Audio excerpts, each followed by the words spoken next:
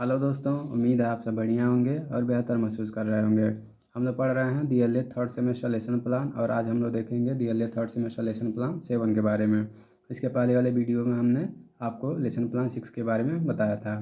तो lesson plan बनाने के लिए सबसे पहले हम ऊपर पाठ योजना संख्या लिखते हैं। तो पाठ योजना संख्या हमने 7 लिख दिया। फिर हम कॉलम बनाते हैं जिसमें दिनांक लिखेंगे, कक्षा लिखेंगे, विषय लिखेंगे, कालांश लिखेंगे, अवधि लिखेंगे। और हमारा दिनांक जो है 5 मई को पढ़ाया गया था और कक्षा 3 के लिए, और विषय सामाजिक अध्ययन पे था, कालांश 4 था और अवधि जो था 40 मिनट का था। इस तरह से आप भी बना लेंगे। जो हमारा प्रकरण था वह था यातायात के नियम। हमने यातायात के नियम पे अपना प्रकरण बनाया था और बच्चों को बताया था यातायात के नियम के बारे में। प्रकरण के बाद हम लिखेंगे समान उद्देश्य। समान उद्देश्य में पहला लिखेंगे बच्चों में सामाजिक विषय के प्रति रुचि उत्पन्न करना, बच्चों में सामाजिक नियमों का विकास करना, बच्चों को दैनिक जीवन में सामाजिक विषय के प्रति जागरूक करना। अगला है बच्चों में सामाजिक दृष्टिकोण का विकास करना। इस तरह से आपका समान उद्देश्य हो जाएगा। आप भी समान उद्देश्य इसी तरह लिख सकते हैं। और अगला है विशिष्ट उद्देश्य। विशिष्ट उद्देश्य में पहला लिखेंगे हम ज्ञानात्मक उद्देश्य। ज्ञानात्मक उद्देश्य में लिखेंगे छात्रों को यातायात के नियमों के बारे में जानकारी प्रदान करना। फिर लिखेंगे बोधात्मक उद्देश्य। बोधात्मक उद्देश्य में लिखेंगे छात्रों को यातायात के नियमों के बारे में बोध कराना।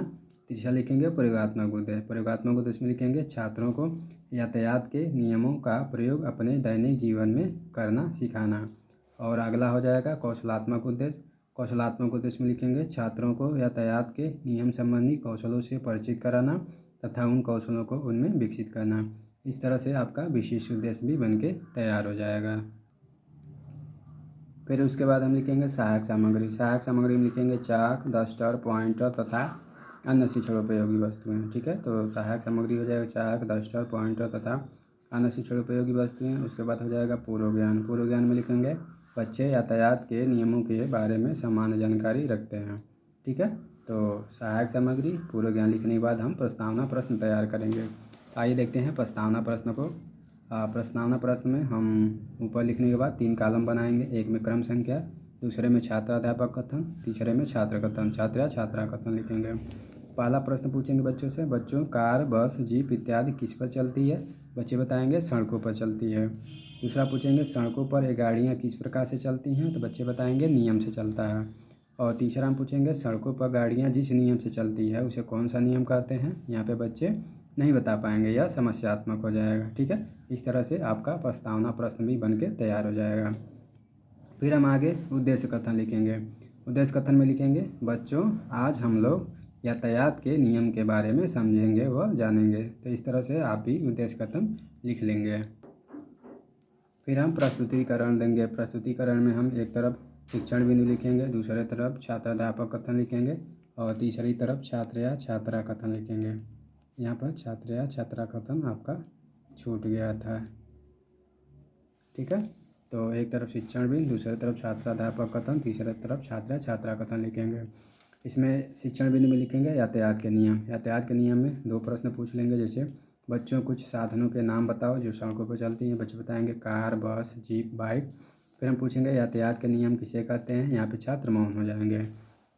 फिर हम अपना स्पष्टीकरण शुरू कर देंगे जिसको छात्र ध्यानपूर्वक सुनेंगे। स्पष्टीकरण में लिखेंगे बच्चों हमें एक स्थान से दूसरे स्थान पर जाने के लिए यातायात के साधनों का प्रयोग करते हैं। ठीक है ना, ये यातायात के साधन यातायात के नियमों से चलते हैं। इसके लिए कुछ नियम बनाए गए हैं जो निम्नलिखित प्रकार से हैं, जैसे सड़क पर हमेशा बाईं ओर चलें, चौराहे पर लाल बत्ती देखकर रुकें, पीली बत्ती जलने पर तैयार रहें, हरी बत्ती होने पर चौराहा पार करें। ठीक है, इस तरह से आप अपना स्पष्टीकरण तैयार कर लेंगे। स्पष्टीकरण तैयार करने के बाद आप मूल्यांकन प्रश्न तैयार करेंगे, जैसे हमें सड़क पर किस तरफ चलना चाहिए? बच्चे बताएंगे बाएं तरफ चलना चाहिए। यह जो है क्लास पढ़ा लेने के बाद पूछेंगे, तत्काल टॉपिक पढ़ाने के बाद। फिर पूछेंगे पीली बत्ती जलने पर क्या करें? बच्चे बताएंगे तैयार हो जाएं। फिर हम पूछेंगे हरी बत्ती जलने पर क्या करें? बच्चे बताएंगे चौराहा पार करें। ठीक है, तो जैसे ही मूल्यांकन प्रश्न हो जाएगा हम 2 से 3 बोधात्मक प्रश्न भी लिख लेंगे, पूछ लेंगे, जैसे यातायात के 2 नियम बताइए, गाड़ी सड़क पर किस प्रकार चलाना चाहिए, हम एक स्थान से दूसरे स्थान पर किस प्रकार जाते हैं। ठीक है ना, तो यहाँ पे बोधात्मक प्रश्न भी आप इसी तरह से लिख लेंगे। उसके बाद हम श्याम पटकारे लिखेंगे। तो हमने श्याम पटकार दिनांक 5 मई को 2025 को बताया था और विषय सामाजिक अध्ययन पे था।